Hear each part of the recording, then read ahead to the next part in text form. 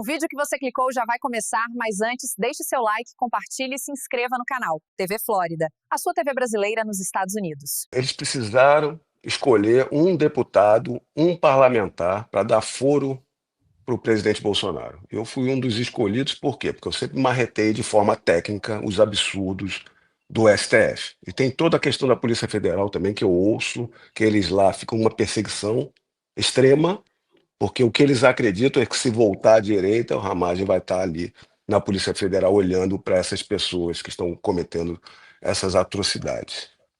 Se você Entendi. pegar desde o início lá atrás, que eles vieram crescendo, o STF foi realmente estratégico, desde a minha nomeação que foi suspensa, o caso do Daniel Silveira, como eles trabalharam ali a presidência da casa, os votos, fizeram por unanimidade imediatamente, como não deixaram o governo Bolsonaro trabalhar. Após tiraram um condenado em 3 instâncias, colocaram na presidência, não apenas ganharam a eleição, como Gilmar Mendes, todos eles colocam, eles quiseram acabar com a direita. O 8 de janeiro foi uma grande armadilha. Aquilo ali foi feito para acabar com o segmento, porque eles não querem as pessoas criticando, censurando, nem pessoas nas ruas. Então eles fizeram o 8 de janeiro, a gente vê aquilo ali. Quando é que deixaram aquilo tudo aberto?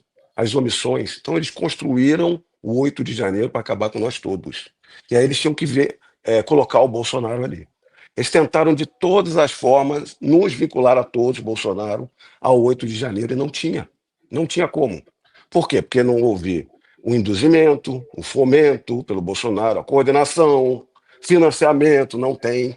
Em 2017, destruíram toda a esplanada lá na questão do Temer, com o apoio da CUT, saía fumaça e não aconteceu nada. Eles tinham que botar de alguma forma com o 8 de janeiro para vincular todo mundo, aterrorizar essas pessoas, cometer essas graves ilegalidades, pessoas presas aí por 17 anos, mães, idosos e tudo mais que a gente está falando direto, que esses democratas aí, supostos pré-candidatos a presidente, não fazem. Agora, eles extrapolaram.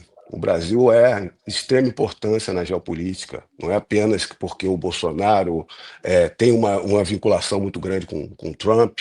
Bolsonaro foi o último a reconhecer a vitória do Biden. O Eduardo tem uma grande relação de credibilidade que eles conquistaram e ainda assim eles abriram as portas. O que o Eduardo Bolsonaro e o Paulo Figueiredo estão fazendo é histórico.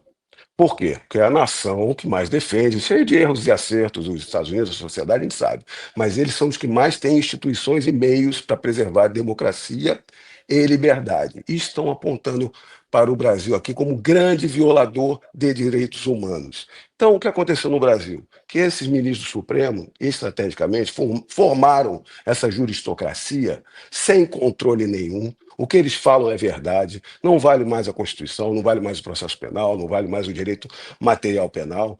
A OAB não faz nada, a PGR subserviente, uma PGR de joelhos, e o Senado Federal a gente viu. Agora só está que ganhou uma maioria por causa de uma Magnitsky.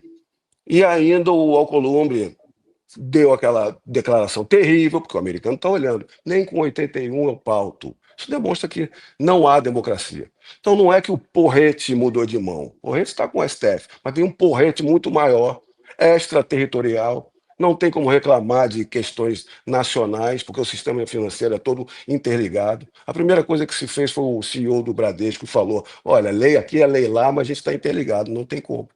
Então as coisas chegaram num ponto de mudança, o turn of the tide mesmo, graças ao trabalho lá do Eduardo Bolsonaro e do Paulo Figueiredo. Então, eu estou aqui, o Alexandre de Moraes, com toda certeza, está adiantando, porque eles estão agora querendo negociar até o Alexandre de Moraes, isso eu ouço, né?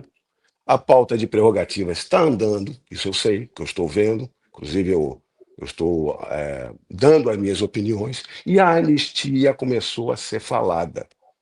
A anistia começou assim, eu vou me alugar aqui um pouco para vocês, para colocar o que está em pauta. Antes não tinha nada.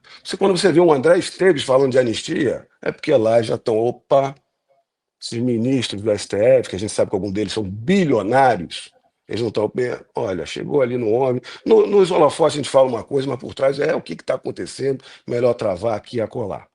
Então, a anistia começou a andar no seguinte sentido: vamos anistiar, mas não queremos botar quem planejou matar alguém.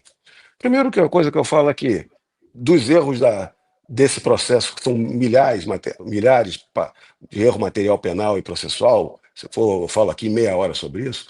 Mas plano não é crime. Você vai fazer dessa parte. Então você pode modular ou não, ou botar uma anistia geral e restrita. O STF, o próprio Alexandre de Moraes e vários ministros antes falaram que era inconstitucional. Por que inconstitucional? Que eles colocam dessa parte. Tem 3 incisos do artigo 5º que dizem de crimes que são inafiançáveis. É o 42, o 43 e o 44. Ninguém estava atento a isso, só que eles estão falando lá. Então é isso que eles vão fazer, ou queriam fazer. O primeiro, o 42, fala que racismo é inafiançável.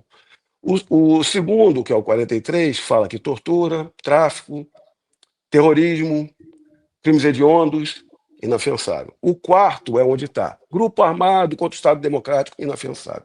Mas só no do meio, de tortura, tráfico, esse que diz é insuscetível de anistia. Pela sistemática constitucional, se o outro não diz, é porque não é insuscetível de anistia. Mas era isso que eles estavam preparados a fazer. Então, para haver uma anistia, e esse é o momento que vale, para salvar uma parte dos ministros e acertar a questão toda e salvar o Bolsonaro. Então, vale uma anistia modulada, mas o STF não vai poder fazer isso, fazer essa loucura. Uma outra saída, eu mostrei isso tudo, eu estou mostrando lá para as pessoas que pilotam a casa, né? É assim. É a revogação dos artigos. A revogação dos artigos que colocaram 359. E tem fundamento, que aí você dá um abolício crimes, não tem crime, e dá uma anistia por consequência. O STF vai querer isso? Nunca poderia querer. Hoje já pode querer, mas não atinge o pessoal do plano. Tem fundamento para isso. Qual é o fundamento que eu mostrei? A Lei de Segurança Nacional, que todo mundo sempre batia, que era um entulho autoritário do regime militar, as penas eram mais brandas. E ainda teve um dispositivo revogado, que não tem na nova, que entra a associação, que seria muito menor. Então tem razões de ser. Então, o que eu coloco para vocês aqui, que está sendo discutido, e isso está em pauta, talvez para a semana ou para a próxima, prerrogativa dos parlamentares, aproveitando a situação e talvez até jogando um segundo grau de jurisdição para não se encerrar turma, para o parlamentar e quem estiver do lado. Por quê? Porque é uma proteção, inclusive, para o Pacto São José da Costa Rica, dos direitos humanos mundialmente. Você tem que ter duplo grau de jurisdição, e não essa canalice que faz aí no STF. E aí as prerrogativas. E uma anistia. Não é aqui uma esperança, não estou dizendo que vai acontecer, estou dizendo que está sendo discutido. Falou-se muito em foro, vamos descer o foro para lá e para cá, mas o que se viu? Não passa no Senado. Então deixa o foro de lado, porque não passa, tem gente que quer ficar lá, é PEC, é quórum de PEC. Então a pauta está sendo desenhada para prerrogativas e anistia. É o momento de se trabalhar com dedicação, mostrar o que se pode fazer, com cautela e com contundência. Muito bom. É interessante, porque a questão do foro, eu achava que, pelo que eu tinha conversado, que o pessoal tinha chance de passar. Pelo jeito, você está dando um outro cenário, pelo que eu percebi, deputado. Eu também achava, a gente ia se debruçar no foro, né, da melhor forma, porque a PEC que veio do Senado é muito vazia, muito ruim. Joga para a primeira instância, presidente continua lá em cima, e o Supremo, ele decidiu que ex-presidentes, decidiu, precedente deles, né, que ex-presidente continua no STF, um absurdo. Sim, sim, eu lembro Na, desse precedente. Eu lembro. E aí ela ficou naquela, porque muitos aí de esquerda, você tem que considerar, porque é quórum de PEC, né? Então, é quórum alto.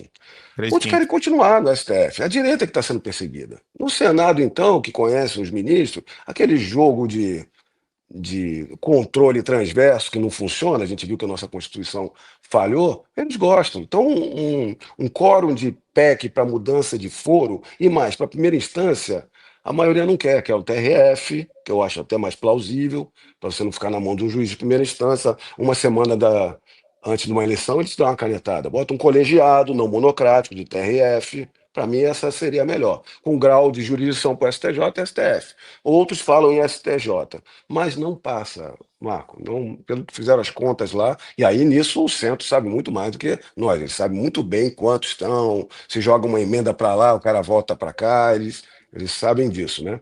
Parece que Nossa, foro não passa agora. Então, menos mal. Vamos de prerrogativa para chegar na anistia. Se você chegou até aqui, é um bom sinal. Para assistir os vídeos completos, acesse nosso site ou baixe nosso aplicativo totalmente grátis.